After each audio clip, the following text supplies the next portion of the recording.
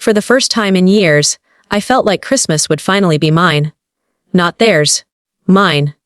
I had been planning it since the summer, tucking away every spare dollar I could, cutting back on takeout, skipping the overpriced coffee, and saying no to impulsive shopping. It wasn't easy. But every time I looked at the picture I had printed out of a snowy cabin with twinkling lights and a fireplace, my determination returned tenfold. This year, I wasn't going to spend Christmas scrubbing dishes in my mother's kitchen or entertaining a pack of screaming children while everyone else sat on the couch sipping wine and laughing about adult things. No, this year, I was going away. A quiet mountain resort, a small but cozy cabin already decorated, a fireplace where I could sip hot chocolate and read books without interruption. Snow that sparkled like a postcard, maybe even a sleigh ride under the stars. It was the kind of Christmas I'd always dreamed about but never had. I had already packed a suitcase. I had even bought myself a beautiful deep red sweater, the kind that made you look like you'd stepped out of a holiday movie. For weeks, I lived with the secret smile of someone who knew that for once, the holidays would bring peace. But then, one night, everything shattered. It was a Tuesday evening, just a few days before Christmas. I had gone upstairs to grab a notebook I'd left in the living room. As I reached the hallway, I heard my mother's voice. She was speaking to my sister and aunt. At first, I didn't think much of it. But then the words froze me in place. "She won't mind, she never has plans anyway," my mother said. A pause, followed by my sister's laugh. "Exactly.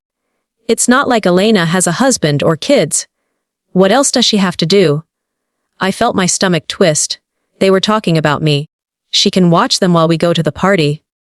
My aunt chimed in. 5 kids isn't too much for her. She's used to it. 5 kids. Babysitting. On Christmas. I couldn't breathe for a moment. I leaned against the wall, praying I had misheard. But the conversation continued, sharper and crueler with each word. Last year she ruined Christmas dinner by saying she wanted to relax. My mother said with irritation, "She thinks she deserves time off. This year, she'll do her part." Exactly. My sister agreed. "She owes us.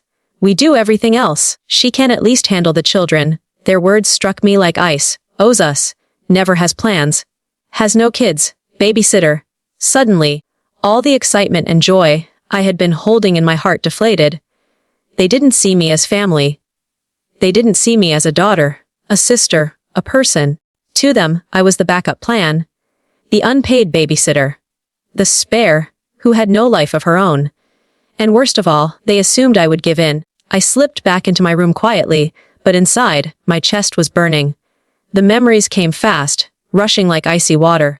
Last Christmas, I remembered standing in the kitchen, sleeves rolled up, hands red from washing dishes, while my cousins lounged in the living room laughing. My sister sat on the couch scrolling on her phone, while I kept an eye on her twin toddlers, who had decided crayons tasted better than paper.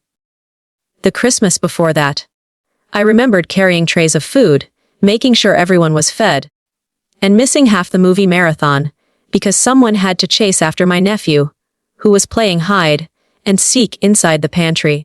And every single year, I was the one who got stuck cleaning up after dinner, while my family bragged about how nice it was to relax after all the cooking and chaos.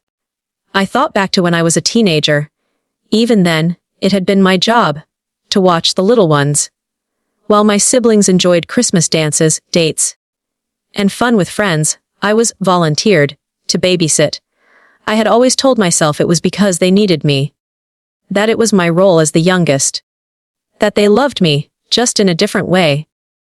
But hearing them speak so casually, like I was nothing more than cheap childcare, ripped those illusions apart. I sat on my bed staring at my packed suitcase. My hands shook with anger. This was supposed to be my Christmas, for once, and they were plotting to take it away. That night I didn't sleep. I kept hearing their voices. She won't mind. She never has plans. She owes us. The betrayal cut deeper than I expected, because it wasn't just about babysitting. It was about how little they respected me, how invisible I was to them. They didn't see the hard work I put into my job, the way I supported myself, the sacrifices I made. To them, I was just available. Always. I almost cried, but then something else took root inside me. Something stronger. Anger, and under that, determination. No, not this year. If they wanted to treat me like a doormat, they were about to learn that even doormats can walk away. I woke up the next morning with a plan. I didn't storm into the kitchen. I didn't yell or confront anyone. That would only give them more ammunition. Oh, Elena is overreacting again. She's so dramatic. And no, I decided to be smarter. I went through the next few days pretending nothing was wrong. Smiling when they mentioned the family party, nodding when my sister talked about her kids' matching pajamas. At one point, my mother casually said, "You'll be around this year, won't you?" I forced a small smile. Of course. Why wouldn't I? Her face lit up with smug satisfaction. Good. I knew we could count on you. Inside, my blood boiled. But on the outside, I stayed calm. Meanwhile, I finalized my travel plans. I confirmed my cabin reservation. I arranged transportation. I even set up an auto reply on my phone that would make it seem like I was unavailable. I told my boss I was leaving town and wouldn't be reachable. And then, on Christmas Eve, the moment arrived. We were sitting around the living room. The kids were running wild, wrapping paper and toys everywhere. My aunt, my mother, and my sister exchanged a look. Finally, my sister turned to me. "So, Elena, about tomorrow. We're going to the big Christmas gala, and of course, someone needs to watch the little ones." I pretended to blink in surprise. "Oh, yes," my mother said smoothly. "It would really help if you could stay home with them. You don't have anything else planned, do you?" That was it. The line, the assumption, the lie. I set my mug of cocoa down gently, looked at them, and smiled.